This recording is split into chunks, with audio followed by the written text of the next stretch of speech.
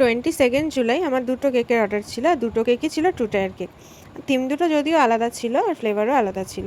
তো তার মধ্যেই একটা কেকের ভিডিও আমি তোমাদের সাথে শেয়ার করছি, পুরো ক্রাম কোটিং থেকেই দেখাচ্ছি আজকের ভিডিওতে।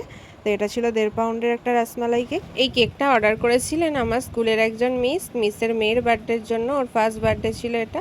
আর মিস আমায় বলে দিয়েছিলেন যে কেকটা কীরকম কী করবো, রেফারেন্স পিকচারও একটা দিয়েছিলেন।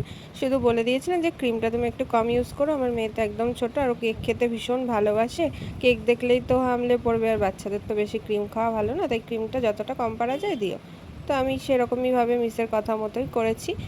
এটা ছিল একটা জঙ্গল থিমের কেক। তো আমি ফ্রস্টিংটা দেখাইনি, ক্রাম কোটিংটা আর মেন ডেকোরেশনটা দেখিয়েছি। কিন্তু আমার কেক বানাতে টাইমের ম্যানেজমেন্টে কোনো সমস্যা হয়নি। আগের দিন রাতে আমি ক্রাম কোটিং সেরে পরের দিন একদম ইয়ার্লি মর্নিংয়ে আমি ফাইনাল আইসিং করে নিয়েছিলাম। তারপরে টায়ারগুলোকে সেট করে নিয়েছি, ডেকোরেশন করে প্যাকিংও আমার কমপ্লিট হয়ে গেছে। কিন্তু সেদিনকে এত বৃষ্টি, আমার বৃষ্টির জন্য কেকটা ডেলিভারি করতে অনেকটা দেরি হয়ে গেছিলো। 12টার আগে তো আমি বেরোতেই পারিনি, আর 12টার সময় তো এত তুমুল বৃষ্টি হচ্ছিল, বেরোনো সম্ভবই ছিল না। তো আমি একটু টেনশানে পড়ে গেছিলাম যে কী করে টাইম মতো আমি কেকটা ডেলিভার করব। তো আমি মিসকে আমি কল করি, মেসেজ করি। তো মিস বলে কোনো চিন্তা নেই, তুমি 5টার আগে এসো তাহলেই হবে।